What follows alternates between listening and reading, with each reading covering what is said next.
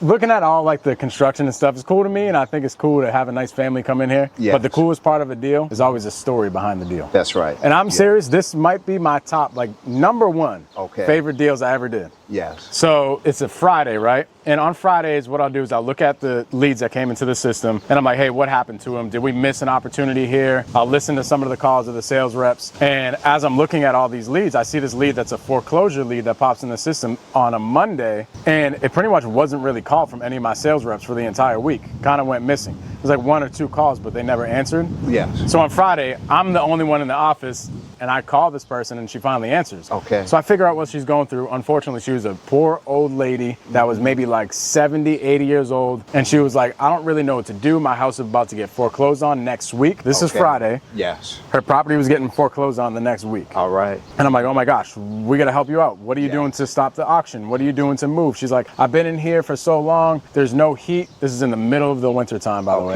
And she was just struggling. Yeah. And I'm like, this lady needs help. I need to help her. So I pretty much just said, all right, let's do this. She was in the middle of leaving this property to go into a hotel. Okay. So she was like, listen, I can't really do anything right now. I got to get situated into the hotel. We'll figure things out. And I'm like, all right, fair enough. But we got to act quick because we have a foreclosure. Yeah. So I'm like, make sure you're by your phone because I'm going to call you tomorrow and we're going to figure this thing out. Because there's some steps that we're going to have to take in order to stop the auction. So she's like, all right. I call her on Saturday.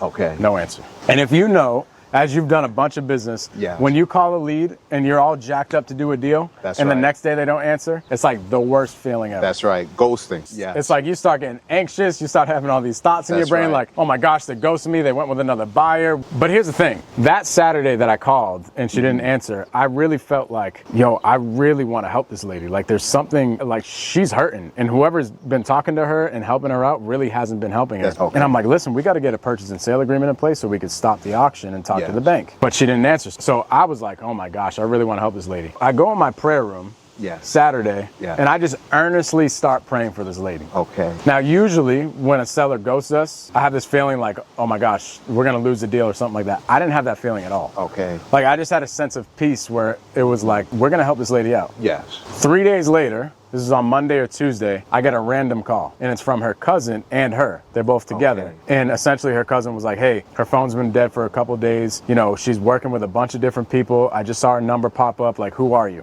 Okay. Pretty much. And I just explained who I was. I said one word. I was like, listen, we need a purchase and sale agreement right now to stop the auction. She's like, all right, come to the hotel. Got to the hotel, signed the agreement. The next day we bring that to the bank and they stop the auction.